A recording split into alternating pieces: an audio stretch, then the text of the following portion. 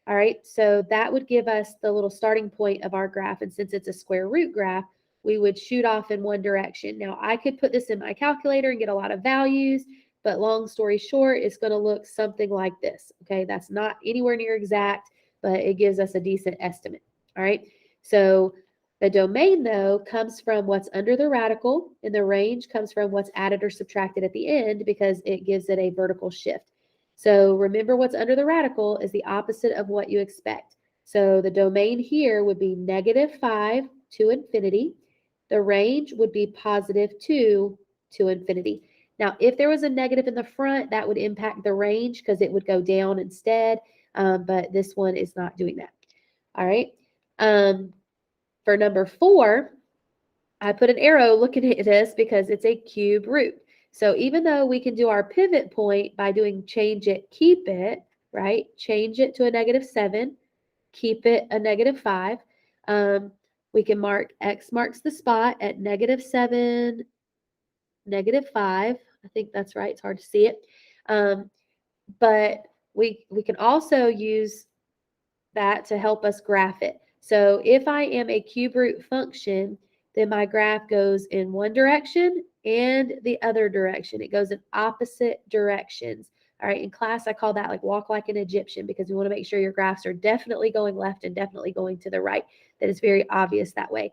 Because it goes in opposite directions, though, our domain and our range both are negative to positive infinity. So you have to make yourself look at the little baby 3 because these look very similar, right? But notice that the domain and the range are very different. So make sure you pay attention. That little baby 3, that cube root tells you opposite directions. All right. So that is some of the graphing type stuff that you'll see on your test. All right. So if you flip over the top of 38, this was something that we did not do in class. All right, we didn't talk about the domain and the range of our rational functions. We just kind of ran out of time, and that was one of those things that we decided that we would not necessarily cover in class as a whole. All right, so the next section is simplifying.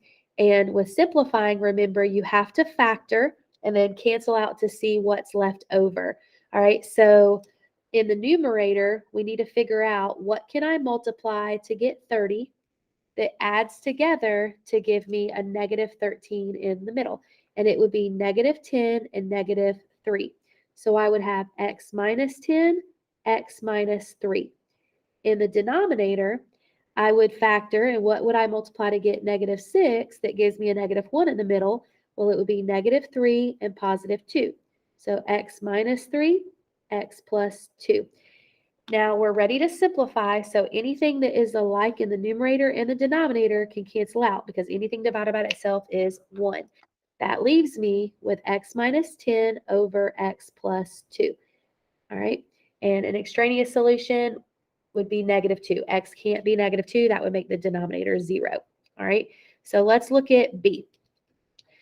We're multiplying, but this is just the same thing we just did. We are going to factor and cancel anything out that you can cancel out. So we're going to factor with difference of squares. And then we're going to factor with the AC method. To get 3, it would just be 1 times 3, right? And that does add up to be 4. So x plus 1, x plus 3 over. And then the denominator, you would factor out a 2 because of a GCF, which would leave us with x minus 3. All right, so there's a lot involved in that. We had a difference of squares, we had an AC method, we had a GCF. I mean, this pretty much just uses it all, right? So we're ready to cancel some things out. So x plus 3 would cancel, x minus 3 would cancel, and then that leaves us with an x plus 1 and x plus 3 over 2. All right, and we're not multiplying those back for now. All right, now with letter C, this is an example of division. So in class, we talked about this with keep, change, flip.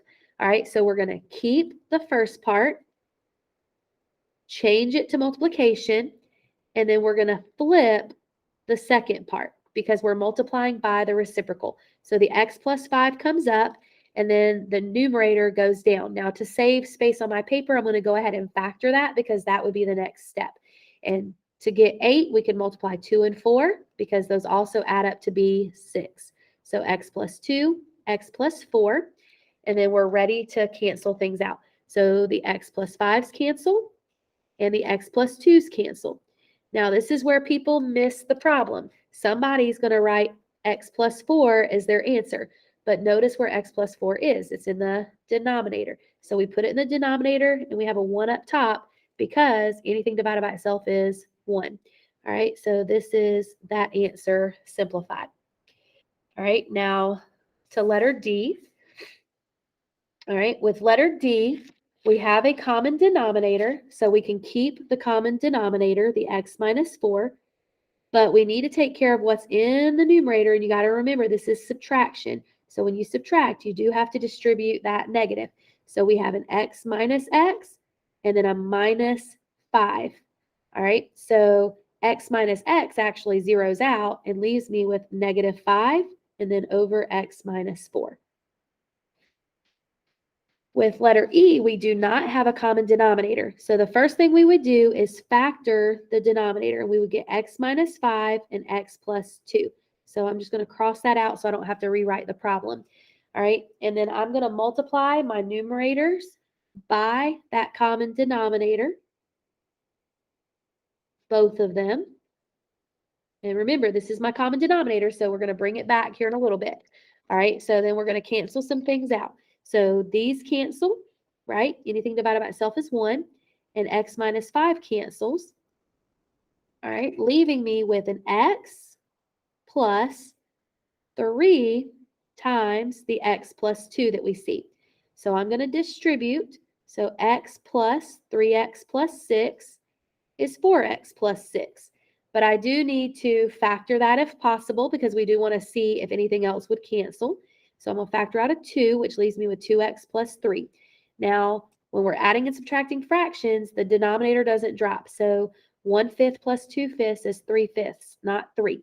All right, so I'm just going to kind of bring this up here. So 2 times 2x plus 3, and I'm going to bring back my denominator, which is x minus 5, x plus 2, because that was my common denominator. All right. Now, if something canceled here, we would, but nothing does. So that would be my final answer. Sorry about that. All right. The last little bit is solving with radicals and also solving with rational expressions as well. So with radicals, your goal is to isolate the radical. So I'm going to add 5 to both sides. So 7 times the square root of 3x plus 4 equals 35. I'm going to divide by 7. So the square root of 3x plus 4 equals 5. But I need to get rid of this radical, and the inverse operation is to square it. So that leaves me with 3x plus 4 equals 25. I'm running out of space here. I'm going to subtract 4.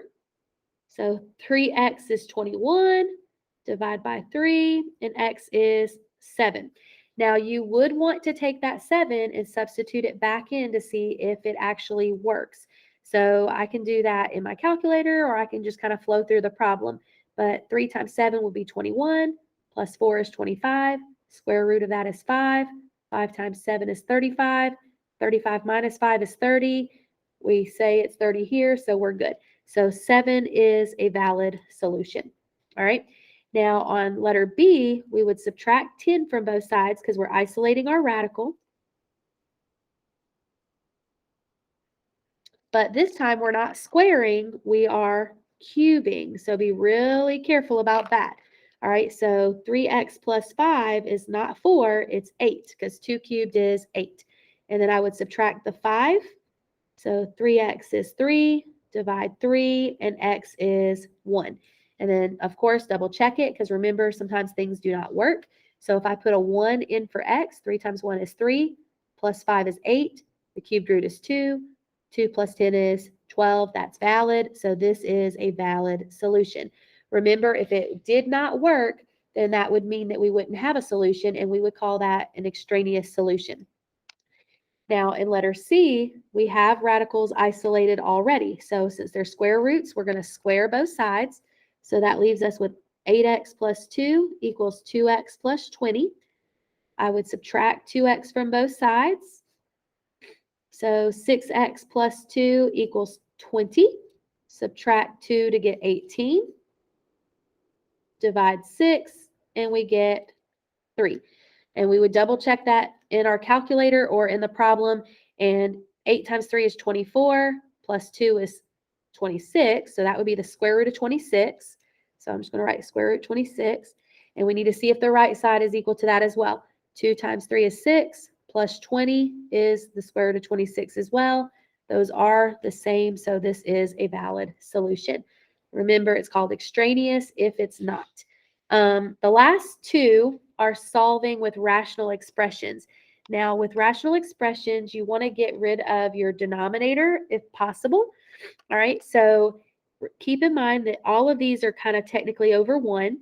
So if I want to get rid of this denominator, I'm going to multiply every single term by x. So I end up with x times x plus, these x's would cancel, so 12 equals negative 7 times x, which is x squared plus 12 equals negative 7x. Now, if I'm solving, I would want to get everything on one side of my equal sign here because I wouldn't be able to just get x by itself. All right, so I'm adding 7x to both sides because that would be the inverse operations. So x squared plus 7x plus 12 equals 0. Now, this is one where you could solve it with quadratic formula. You could solve it with factoring. This one's easier to just factor because what can you multiply to get 12 that would add together to give you 7? X plus 4 and 3. And so inverse operations would give me a negative 4 and a negative 3. I kind of shortcutted that a little bit. Now, before you say these are your solutions, you do want to verify that it would not make any of your denominators 0. If that were the case, you would not be able to use it as a valid solution. So the only thing that wouldn't work here would be x being 0. So x can't be 0. All right. Now, in this next problem, x cannot be negative 3 or positive 4 because that would make, that would make our denominators 0. All right. But this is the type of problem that you can actually cross multiply and it works out pretty nicely. All right, so I'm going to show you that. So we would cross multiply and you would have 2 times x minus 4 equals 1 times x plus 3. So I would distribute. So 2x minus 8 equals x plus 3. Subtract x from both sides. So x minus 8 equals 3. Add 8 and we actually get 11. Now, since it's not one of my forbidden answers, we're good. So 11 would be the solution. So hopefully that helped out a little bit, and I hope that you got something out of that.